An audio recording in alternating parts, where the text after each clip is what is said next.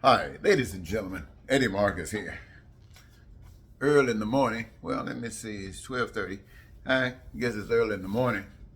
I should be hitting the sack, but you on my mind and solutions pursued, and something coming back. And I want to talk to you about abuse proof.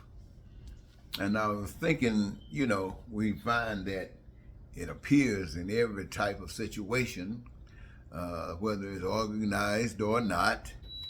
If human beings got something to do with it, there's going to be some type of abuse in it. Doesn't mean that everybody exercises abuse in every situation. And some situations you just caught up in.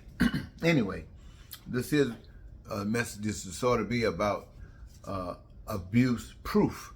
Not just the small scales of things that you do with your friends and your neighbor and your coworkers, but on what we do as a people.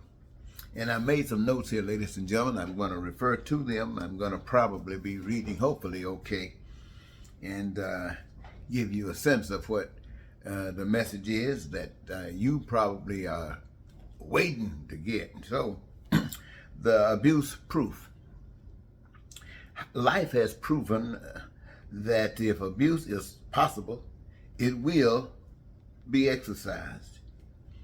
Nuclear energy has great benefits, and yet it has been turned into a weapon of destruction.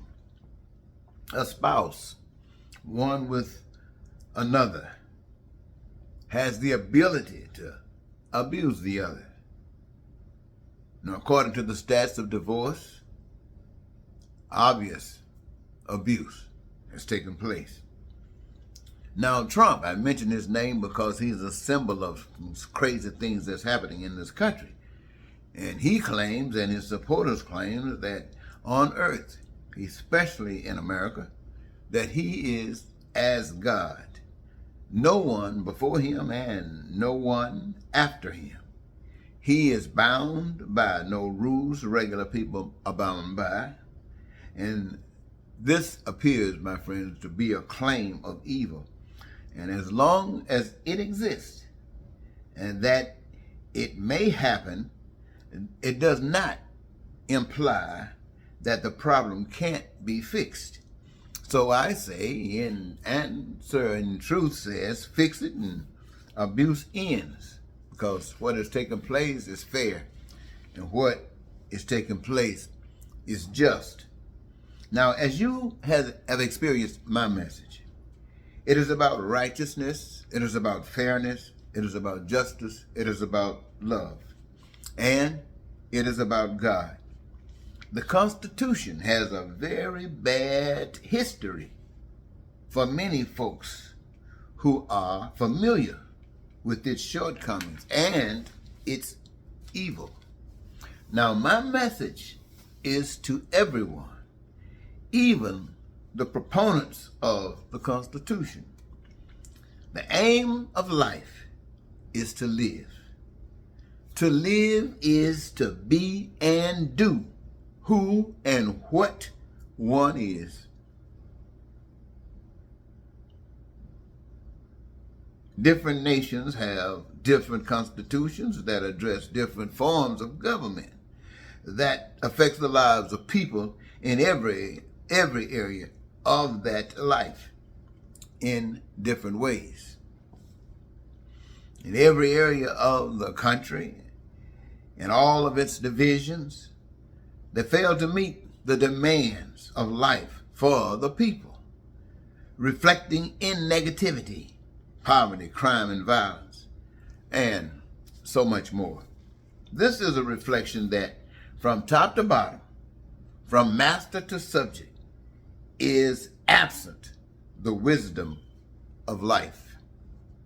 The wisdom of life produces satisfaction with life for all embracing life, peace, prosperity, and freedom, joy and happiness, and dreams made real, needs, wants, and desires met, food, clothing, shelter, education, health care, transportation, and anything that's made by the hands of man are being denied no one.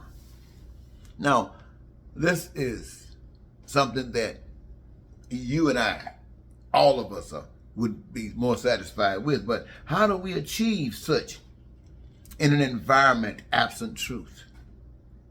Now the answer is introduce truth to ignorance. You might be surprised at its effect. You see, the people of the world have been existing throughout its history according to the dictates of individuals portraying themselves as the supreme powers. As such, it gave them the right to claim or take anything, such as resources, that they desired. They claimed the resources of the earth. They got it in order to fix the situation. They got to return them to its truthful owner, its rightful owner. Got to return it back to God. So when it is returned back to God, it is returned to the people for which it was designed for in the beginning.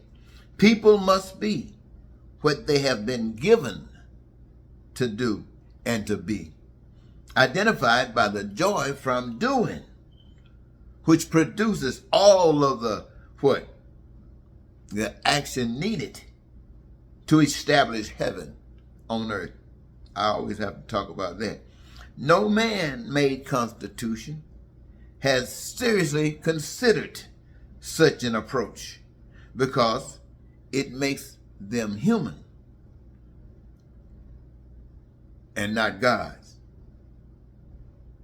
above and abuse-proof.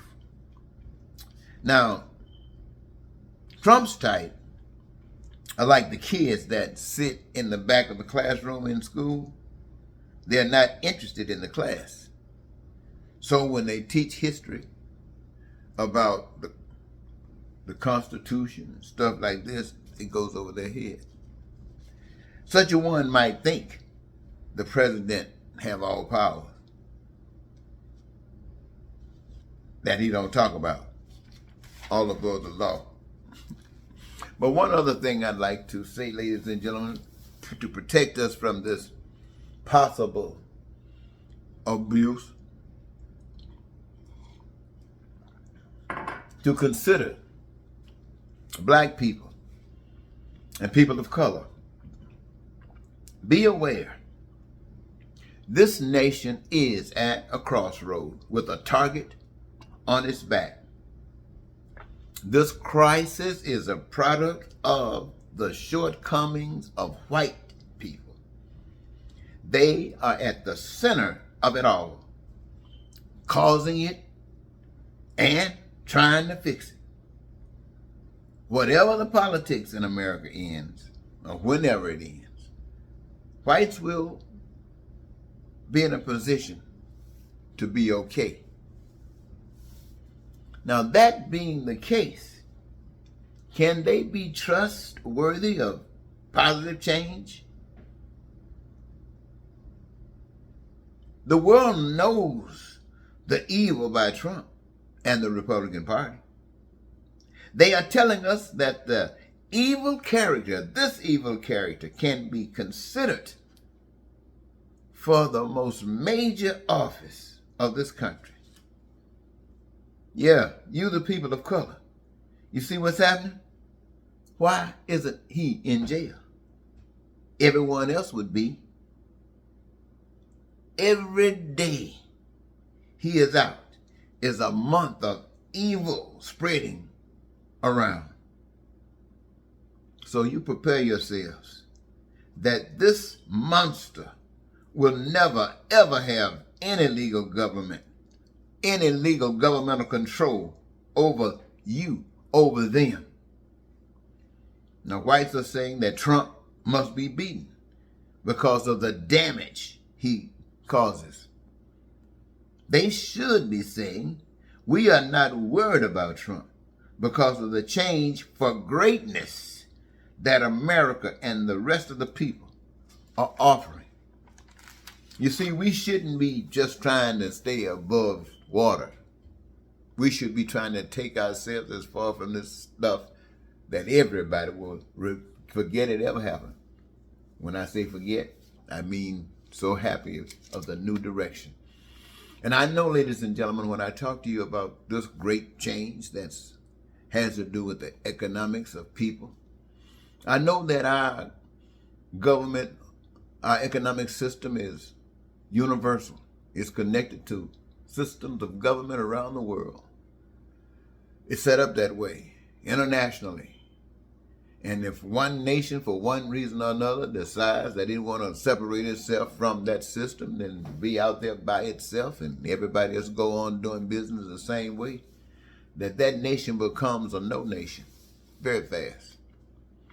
So I don't want you to think that I'm stupid enough to think that when I speak to you as an American, I'm only speaking to you. No, I'm speaking to people all over the world. Everybody that can breathe.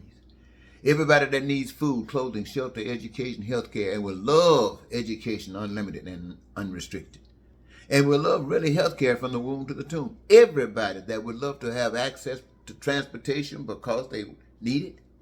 Everybody that would like to have an infrastructure that's comfortable in their living. Everybody that would like to take, benefit from the resources that the people have conjured up and made life feel like it's a better thing.